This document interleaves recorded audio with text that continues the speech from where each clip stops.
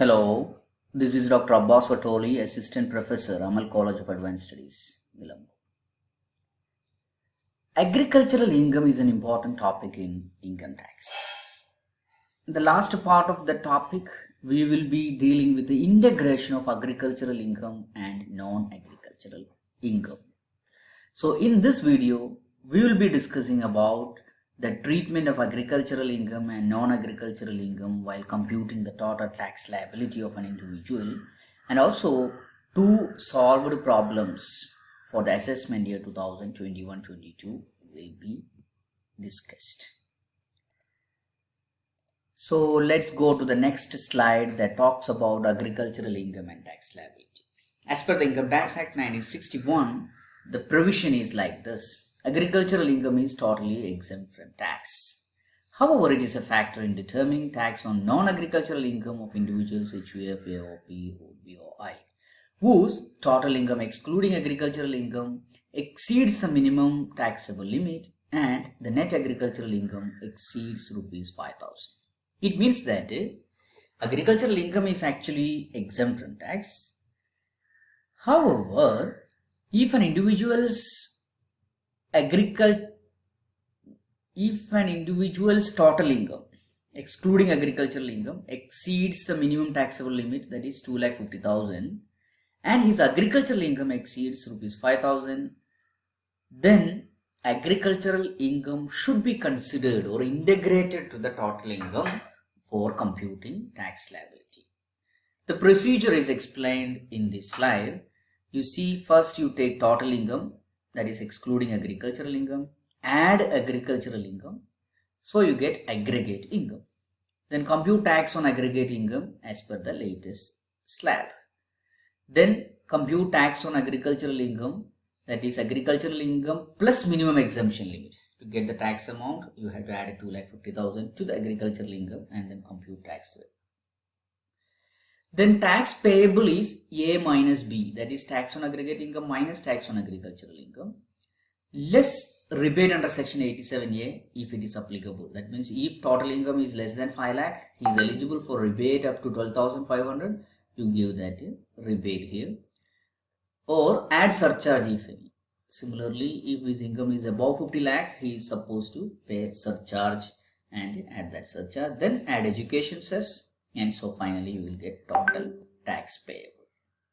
So let's do some illustrations to understand this problem or this situation better.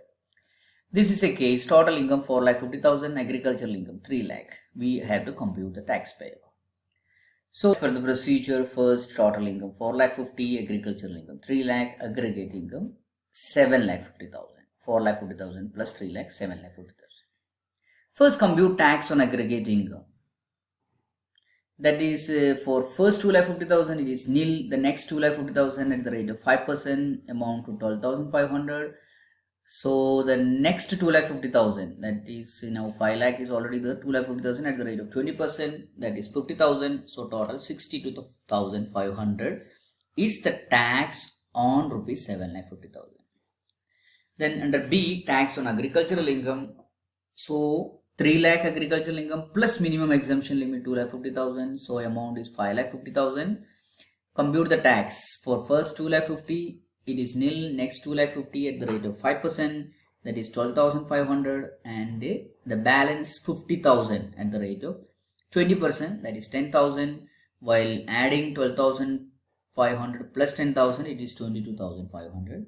So tax payable is A minus B. This 62,500 minus 22,500, it is 40,000. Less rebate under 87A because his total income is less than 5 lakh. So he is eligible for rebate up to 12,500. So rebate is given and the tax payable after rebate is 27,500. Add education cess at the rate of 4%. 27,500 into 4%, that is 1,100, and the total tax payable is 28,600. I hope you understood this problem. The next we can discuss one more illustration. In this case, total income is 7,50,000, agricultural income is 3 lakh. Compute tax payable. So total income 7,50,000, agricultural income 3 lakh, and aggregate income 10,50,000. Tax on aggregate income. First 2,50,000 it is nil, next 2,50,000 at the rate of 5%, so 12,500. Next 5 lakh at the rate of 20%, that is 1 lakh, and balance 50,000 at the rate of 30%, that is 15,000. While you are adding all these amount, you will get it as 1,27,500 tax on 10,50,000 aggregate income. In the B, tax on agricultural income 3 lakh plus 2,50,000, 5,50,000, and it is same as in the earlier problem. Amount is 22,500.